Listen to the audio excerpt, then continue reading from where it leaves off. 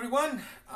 On this clip, I only want to show you the connection between the tables that, well, sometimes are very easy to calculate, and the charts that when you see them by themselves, you wonder where are these lines coming from. So let's just start with the table and the chart on the top section of your screen. So notice here, we want to produce, and that's given by the production function. And of course, from previous tables, you know that production is increasing because you are increasing the amount of units of labor and you are keeping the amount of units of capital fixed. This produces this fixed cost. $2,000 regardless of the amount of input, regardless of the amount of output produced. So this $2,000 would be the equivalent of, $2,000 here, which is this blue horizontal line labeled FC, right? Now, since you're increasing the amount of labor from 1 to 2 to 3 workers paying $400 each, the variable cost is increasing, and this would correspond to this blue line that we are labeling VC. To calculate total cost, you need to add columns 2 plus 3, and that essentially means shifting this blue line to this black line that includes both variable costs and fixed cost, and of course that's essentially what that means. Now, the interesting part starts right here.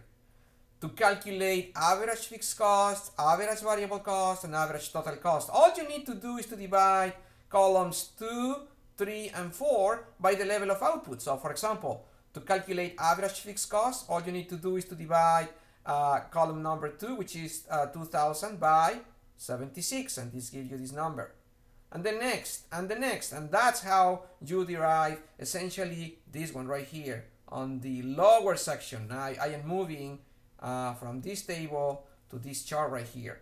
So this is average fixed cost. The same thing with average variable cost. You divide column number 3 by output and you get 526, 323 to produce this that we are calling average variable cost, ABC. And finally, the most important one is this one, the average total cost, which essentially is dividing column number 4 by output to produce this, which is the average total cost, right?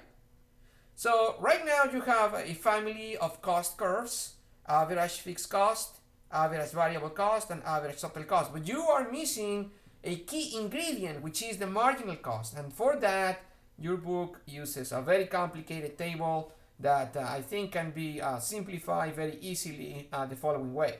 So let's concentrate on this column, Q, and we are going to concentrate on number 7. The way to do this is the following. Remember, marginal cost is the change in cost divided by the change in Q.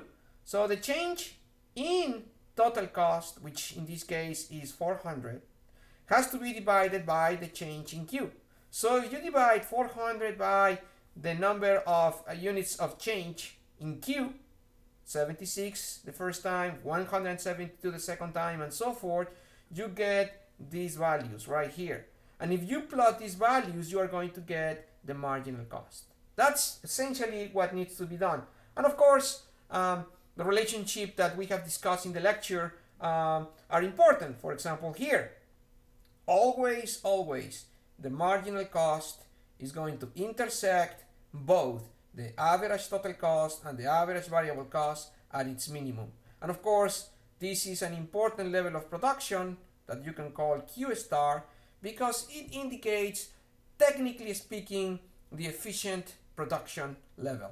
That means the level of production that minimizes average total cost. And of course, that's an important level of output that any manager wants to know, because you don't want to produce more or less at a higher cost per unit, because that could reduce your profit margins.